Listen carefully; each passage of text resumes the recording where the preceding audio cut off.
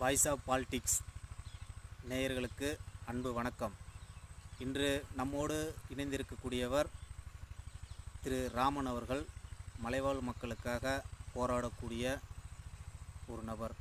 வாருங்கள், அவரிடம் பேசுவதற்கு நிறைய இருக்கின்றன, அவரிடமும் பேசுவோம். வணக்கம் திரு ராமன். வணக்கங்க.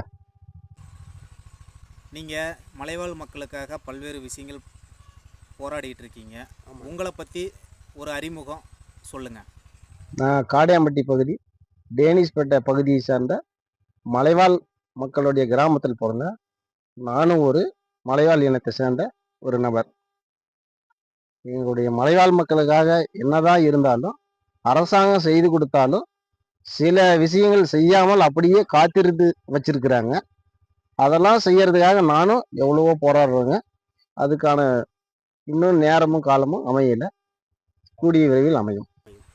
நீங்கள் இந்த மலைவாழ் மக்களுக்கு எந்த மாதிரியான உதவிகள் நீங்கள் பண்ணிட்டு இருக்கீங்க? பார்த்தீங்கன்னா, எங்களுடைய இனத்துக்காக இந்த ஜாதி சான்றுன்ற சான்று வந்து ரொம்ப கஷ்டமா இருந்துச்சு.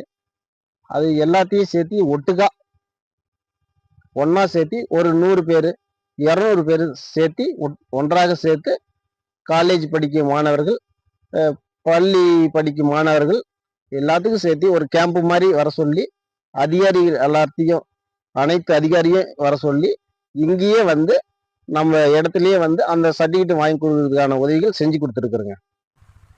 உங்களுக்கு இந்த மலைவாழ் மக்களுக்கு பணி செய்யணுங்கிற ஒரு நோக்கம் எங்கிருந்து உங்களுக்காக வந்துச்சு? பார்த்தீங்கன்னா, எங்களுடைய இனத்துல யாருமே வந்து படிக்கிறாங்க நிறையா. இதை எடுத்து செய்யணுன்ற யாருக்குமே ஒரு அக்கறை இல்லை. அது எப்படி சொல்றதுன்னு எனக்கு தெரியல. நானாசும் இதை வந்து செஞ்சு நம்மளுடைய இனத்தை காப்பாற்றணும் அப்படின்ற ஒரு இதுல நான் இதை செஞ்சு எனக்குள்ளேயே நான் உருவாக்கிக்கிட்டு இதை வந்து செய்யறதுக்கு ஆரம்பிச்சேங்க. ஓகே, நல்ல விஷயம். ஒரு தனி மனிதனாக இந்த மலைவாழ் மக்களுக்காக பல்வேறு விஷயங்கள் நீங்கள் செஞ்சிட்டு இருக்கீங்க.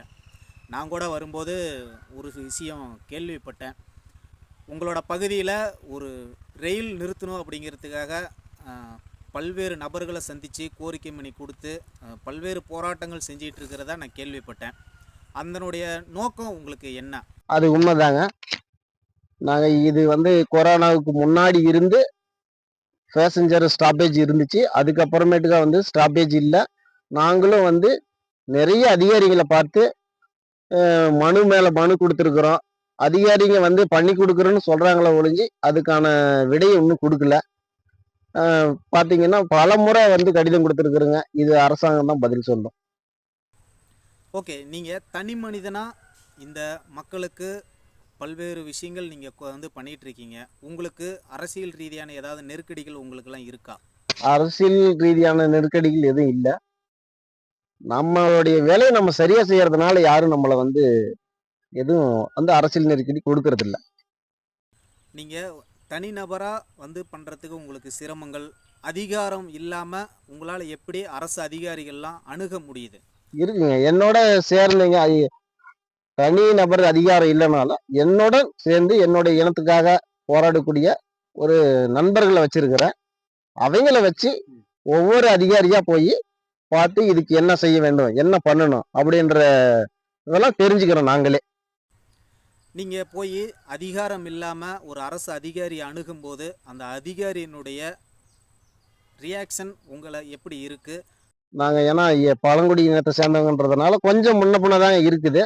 இருந்தாலும் நாங்கள் சொல்லி இந்த மாதிரி பழங்குடி இனத்திலிருந்து வரங்க ஷெட்யூல் ட்ரைபுன்னு சொல்லி அதுக்கப்புறமேட்டுக்கா அறிமுகப்படுத்திக்கிட்டு எங்களுக்கான உரிமைகள் எல்லாம் இருக்குது, நீங்கள் ஏன் பண்ணி கொடுக்க மாட்டேன்றீங்க அப்படின்ட்டு ஒரு சில கருத்துக்களை நாங்கள் தெரிஞ்சுக்கிட்டு அதிகாரிகிட்ட பேசி இதெல்லாம் எங்களுக்கு இருக்குங்கன்னு சொல்லி நாங்கள் வாங்கிக்கிறோம். நீங்கள் இந்த உதவிகள் நீங்கள்லாம் பண்ணுறீங்க. உங்களுக்கு உங்கள் பகுதி மக்கள் உங்களை வந்து பார்த்தீங்கன்னா ஒரு வாக்கு வங்கிக்காக நீங்கள் இதை பண்ணுறதா வந்து மக்கள் நினைக்க மாட்டாங்களா? நினைக்கிட்டுங்க. வாக்கு வங்கிக்கு அரசியலுக்கு வந்து வாக்கு வங்கியில் ஏதாவது ஒரு தலைவர் ஆனாதான் நாம வந்து இதனுடைய மக்களுக்கான குறைகளை நிறைகளை நம்ம செஞ்சு கொடுக்கறதுக்கான அதிகாரம் நம்ம கிட்ட வரும்னு தெரிஞ்சுக்கிட்டு தான் இதெல்லாம் செஞ்சாதான் இவங்க சொல்றவங்க சொல்லட்டும், இதெல்லாம் இருந்தாதான் ஒரு அதிகாரத்துல இருந்தாதான் நாம இதெல்லாம் செய்ய முடியுன்றது மக்களுக்கு தெரியாம இருக்கலாம். எனக்கு நல்லா தெரியுது. அதனால நான் வந்து அவங்க சொன்னா சொல்லட்டும், இவங்க சொல்றீங்க சொல்லிக்கிட்டே இருக்கட்டும், நான் செய்ய வேண்டிய வேலையை செஞ்சுக்கிட்டே இருக்கிறேன். இப்போ நீங்கள் சொன்னீங்க இளைஞர்கள் கூட இருக்கிறாங்க அப்படின்ட்டு. அந்த இளைஞர்களுடைய ஒத்துழைப்பு உங்களுக்கு எப்படி இருக்கு? வேலை இருக்கிற டைமு போயிடுறாங்க வேலைக்கு. வேலை இல்லாத டைமு கூப்பிட்டோம்னா முக்கியமான பிரச்சனைகளா இருந்தா எல்லாரும் ஒண்ணா வந்து சேர்ந்துக்கிறோம். இப்போ இந்த மலைவாழ் மக்களுக்கு அரசுகள் பல்வேறு திட்டங்கள் வந்து செயல்படுத்துது. அது உங்கள் பகுதியில் வந்து பார்த்தீங்கன்னா அந்த திட்டங்கள் எல்லாம் வந்து சேர்ந்துருக்கா? வந்து சேர்ந்துருக்குதுங்க. அதுல வந்து முழுமையா வந்து சேரல. பாதி சேர்ந்துருக்குது. பாதி பேத்துக்கு கிடைக்காம போயிருது. எல்லாத்துக்கும் கிடைக்கணும். அதாவது இப்போது தமிழ்நாட்டில் பல பகுதிகள் வந்து பார்த்திங்கன்னா நானும் பார்க்குறேன், நீங்களும் பார்ப்பீங்கன்னு நினைக்கிறேன். பல இடத்துல வந்து பேருந்து வசதி இல்லாமல், சாலை வசதி இல்லாமல், மருத்துவ வசதி இல்லாத பல மலைவாழ் பகுதி கிராமங்கள் வந்து இருக்குது. உங்களோட பகுதியில் அது போன்ற சூழல் இருக்கா? இருக்குங்க. கட்டாயமா இருக்கு. நம்மளுடைய பகுதியில பாத்தீங்கன்னா, பேருந்து வசதி வந்து மு இங்கிருந்து சேலம் போறதுக்கு இப்படி உயிரியல் பூங்கா வழியாக போனோம்னா, காலேஜ் போறவங்க, அதனுடைய வேலைக்கு போறவங்க, நேரமா போறதுக்கான வசதிகள் நெறைய எங்களுக்கு கிலோமீட்டர் பக்கம். தூரம் குறைவு. அதனால வந்து நாங்க இந்த ரூட்ட வந்து பயன்படுத்திக்கிறோம். அதுவும் வந்து பாதை சரியில்ல. வாகனம் வந்து பஸ் வந்து 1 தான் விடுறாங்க. காலையும், மாலையும். இன்னும் 1 கூட சேர்த்தி விட்டாங்கன்னா நல்லா இருக்கும். அது இல்லாம இந்த தார் சாலைய வந்து சரி பண்ணி குடுத்தாங்கன்னா, இன்னும் அரசாங்கம் எங்களுக்கு நல்லா இருக்கும். இப்போ இந்த பகுதியில் வந்து பார்த்திங்கன்னா கல்வி, அதுக்காக அரசுகள் பல்வேறு திட்டங்கள் செயல்படுத்திக்கிட்டு இருக்கு. அப்படி இருந்தும் நான் வரும்போது கேட்கும்போது வந்து பார்த்திங்கன்னா ஸ்கூலில் வந்து நிறையா விஷயங்கள் வந்து பார்த்திங்கன்னா இந்த பகுதி இளைஞர்கள் வந்து பார்த்திங்கன்னா நிறையா உதவிகள் பண்ணுறதா வந்து மக்கள் வந்து சொன்னாங்க. அது வந்து பார்த்திங்கன்னா அரசனுடைய செயல்பாடு இன்னும் உங்களோட பகுதிக்கு வேகமாக எப்படி உங்களுக்கு தேவைப்படும் அப்படின்னு நினைக்கிறீங்க? இன்னும் கொஞ்சம் எங்களுக்கு அரசாங்கத்த வந்து நாங்க வந்து தெரியாம இருக்கிறது தான் எங்களுடைய வந்து முதல் காரணமே. நாங்க இது எங்களுடைய தேவைகள் இவ்வளவு இருக்கு அப்படின்னு தெரிஞ்சுக்கிட்டு, அரசு அதிகாரிய போய் சந்திச்சு, எங்களுக்காக இவ்வளவு வந்து உதவித்தொகை இருக்குது. இந்த இதுக்கு உதவித்தொகை இருக்குதுன்னு தெரிஞ்சுக்கிட்டு, அரசு அதிகாரிகள போய் சந்திச்சு, இதுக்கான பதில நாங்க அரசு அதிகாரியை சந்திச்சு வாங்கக்கூடியதுக்கு இளைஞர்களோட சப்போர்ட்ல நாங்க போய் செய்யலாம்னு இருக்கிறோம். ஓகே. இப்போ அரசாங்கம் இப்போது நிறையா திட்டங்கள் வந்து கொடுக்குது. அது வந்து பார்த்திங்கன்னா இந்த மலைவாழ் மக்களுக்கு பல பேர்த்துக்கு தெரியாமல் இருக்குது.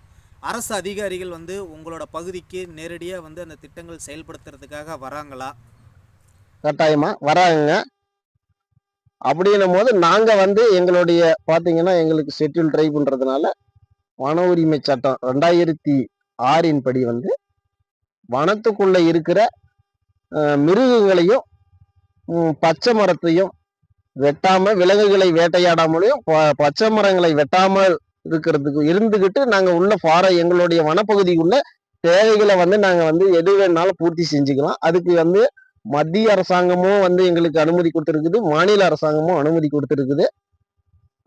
பாத்தீங்கன்னா கடந்த ஒரு 2 மாதத்துக்கு முன்னாடி இதுல வந்து இதனுடைய விரிவாக்கம் எங்களுக்கு தெரியாம இருந்துச்சு நிறைய பேத்துக்கு.